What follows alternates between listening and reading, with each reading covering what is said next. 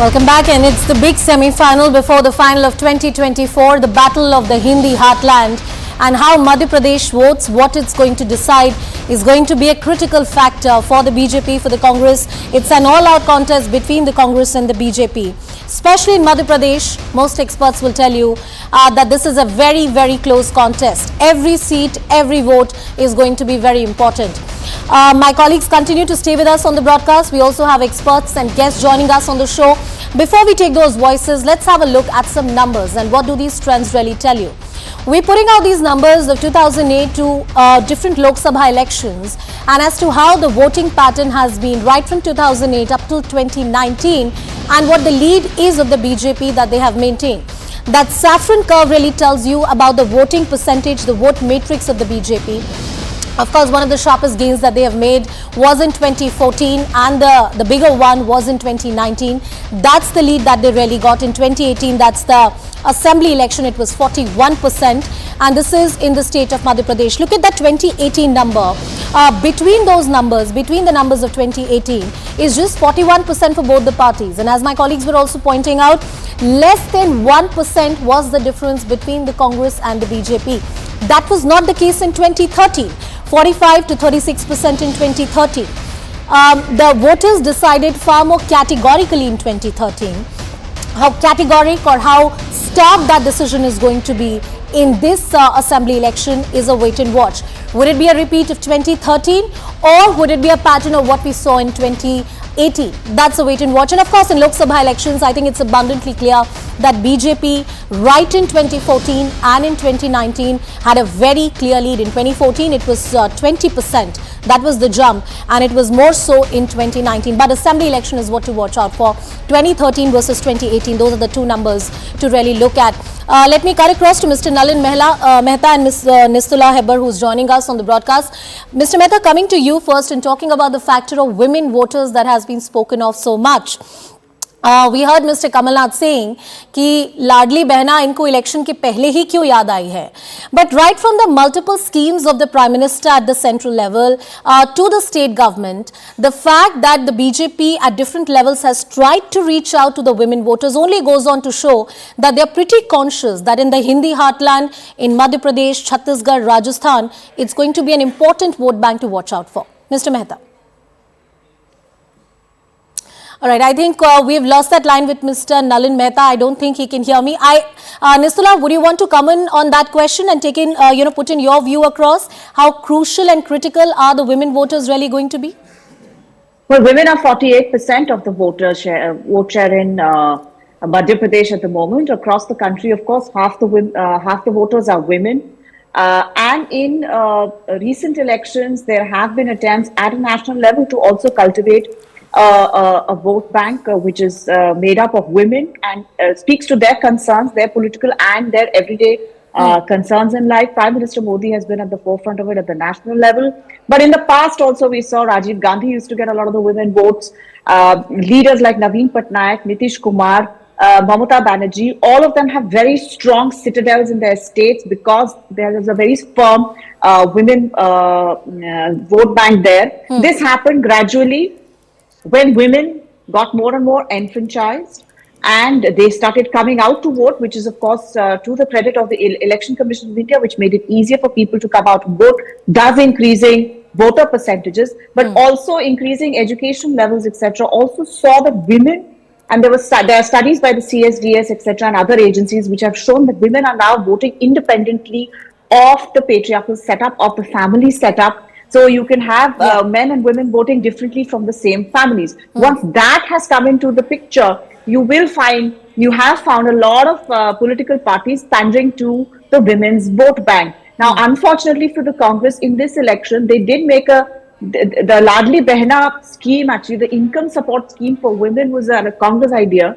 And it was announced quite early on. Sure. And Mr. Chauhan just took it up and ran with it and Nistula, I'd request you to just pause for a second. I'll come back to you. Sorry to interrupt you there.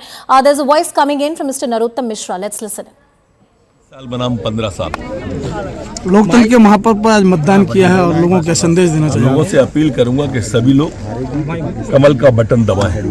ये कमल के button दबाने से आतंकवादियों में दहशत होती है। ये कमल के बटन दबाने से तिरंगा कश्मीर के लाल चौक से लेकर चांद तक फहराया जाता है।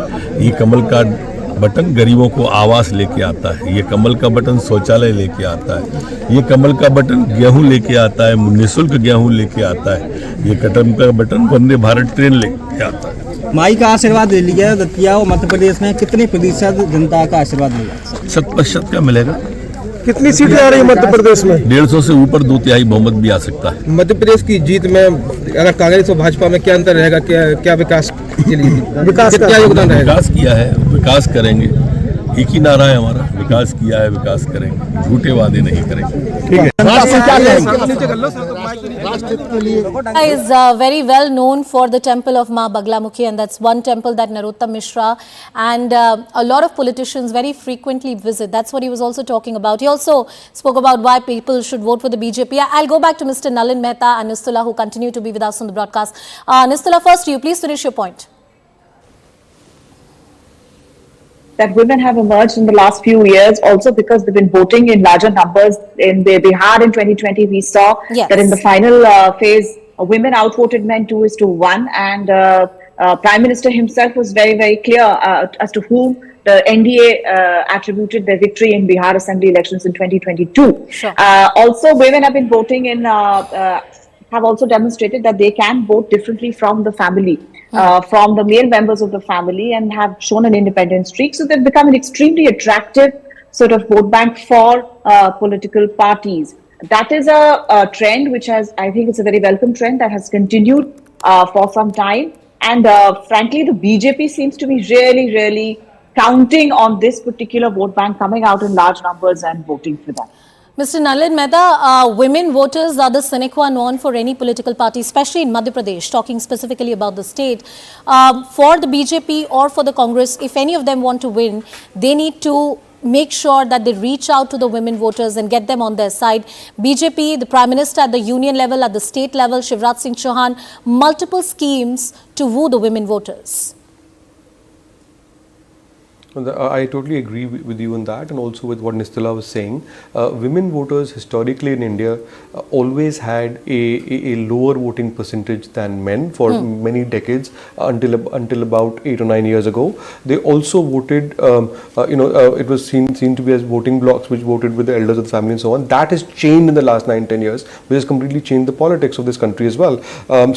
Especially from 2019 onwards in particular. Of course, the Bihar election before that, we saw straws of that in 2015 and so on.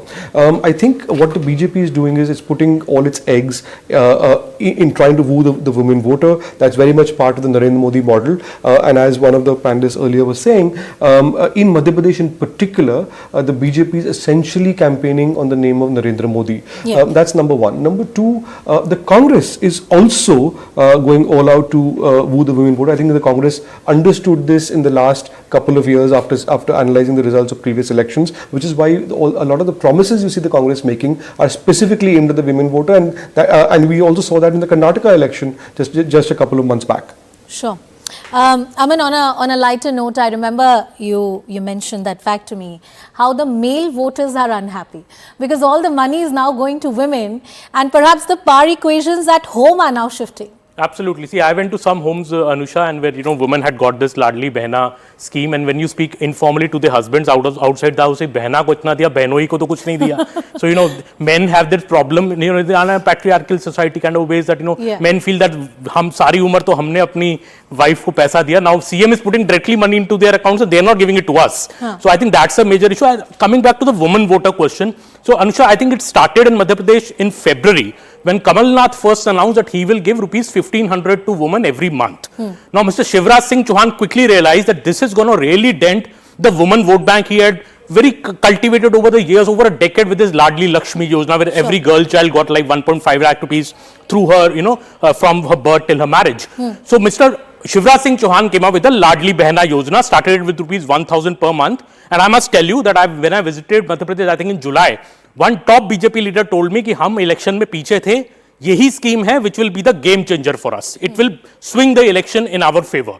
But even in July, when I visited and spoke about the Ladli Behn, I think two installments had come to women so far. Women used to tell me कि 1000 रुपए मिल रहा है, बहुत अच्छी बात है, पर 1000 रुपए का तो सिलेंडर ही आ जाता है. So we have nothing else. That money just goes into buying the cylinder. So cylinder also became an election issue, and woman voter is really affected by the cylinder. Yeah.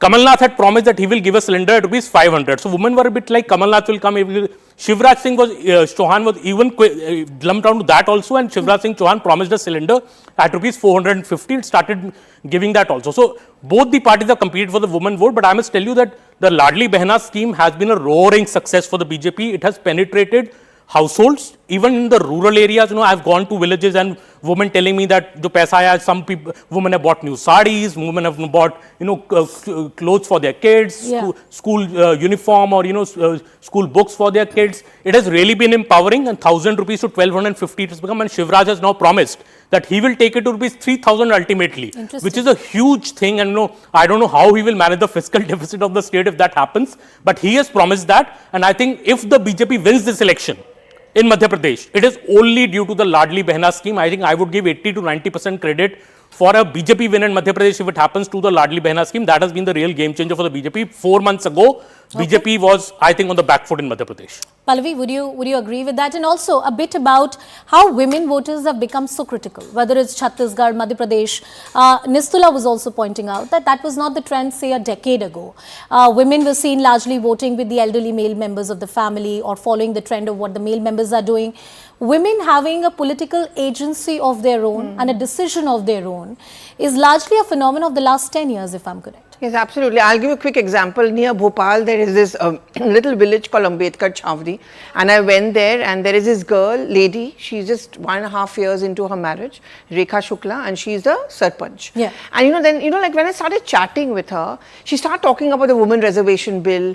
I think economic and social empowerment hai, but the political empowerment is what they were all talking about. And all of them said, we don't have to listen to the men. We are going to go out and spend our money and vote the way we want to. And they did seem to have a mind of their own. And yeah, the Ladli Behn Yojna, and what I saw change also, that initially the Ladli Behn Yojna began as Shivraj Singh Chauhan or Mamaji's idea. I mean, I remember he would tell me in his interview that, I saw the way the women in my family were being treated, the way that my grandmother was being treated, and as a little child I would be hurt. But then slowly I realized that I saw that a Prime Minister started speaking of the Ladli Behn Yojna. So what the BJP was trying to do is that the Ladli Behn Yojna should not be seen as being synonymous with Mamaji. Yeah. It is a party scheme, and therefore this is something which works. Because what Kamalnath was trying to do was, he was trying to tell the voters that if Shivraj Singh doesn't become the CM, which he's not going to become the CM, Ladli Behna kuch nahi hoga.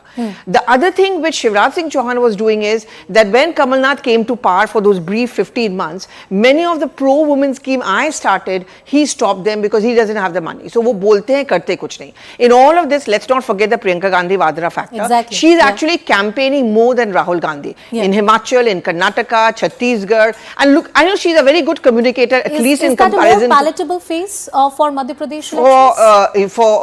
For the Congress, yes. She's a woman factor. She's always been a very good communicator in comparison, especially to Rahul Gandhi. She doesn't read out. She talks. I'll give a quick example of what she said in Gwalior, in Datia itself, where she talks about the Prime Minister, she talks about the Salman Khan movie, Tere Naam, and so on and so forth. So she's very interactive, and the fact that she's a woman. So, a woman is talking so strongly, and she wants to project herself as an example of her mother being an example of women empowerment. In Madhya Pradesh, in Rajasthan, there are lots of posters of Sonia Gandhi which came up. So that is the card which even the Congress thinks should work for them, as it worked for them, they say, in Karnataka and in Himachal Pradesh. Maybe even the women voters, we saw that in Madhya Pradesh, that maybe the women voters trust Priyanka more when she makes those promises. Some women told me that Priyanka बोल रही है, औरत बोल रही है, तो शायद इनकी बातों पे ज़्यादा विश्वास कर सकते हैं. That's what she said also in her campaigns, कि मैंने जो वादा किया, मैंने कर दिखाया. मैं करूँगी. मेरी पार्टी कहेगी, मैं करूँगी, मैं औरत हूँ. And like sitting and chatting with them, I saw that thing. I mean, I spoke to this young lady again in Ambedkar Chhavdi, not young actually, she was pretty old. She was 70, 72. She had a little child with her. And I asked her, she said, I have only one regret in life. I wish I could have studied and become a police officer. and I want my daughter to be that. It's this whole talk and push for empowerment which I think will be a huge game changer. And you know, we have had social and economic empowerment in this country, but political empowerment is something which is happening far more strongly in the last 10 years. Nistula Heber and Mr. Nalin Mehta, along with Pallavi and Aman, continue to stay with us on the broadcast. This is our focus here on CNN News 18, your election news headquarters. We're slipping into a very short break for now.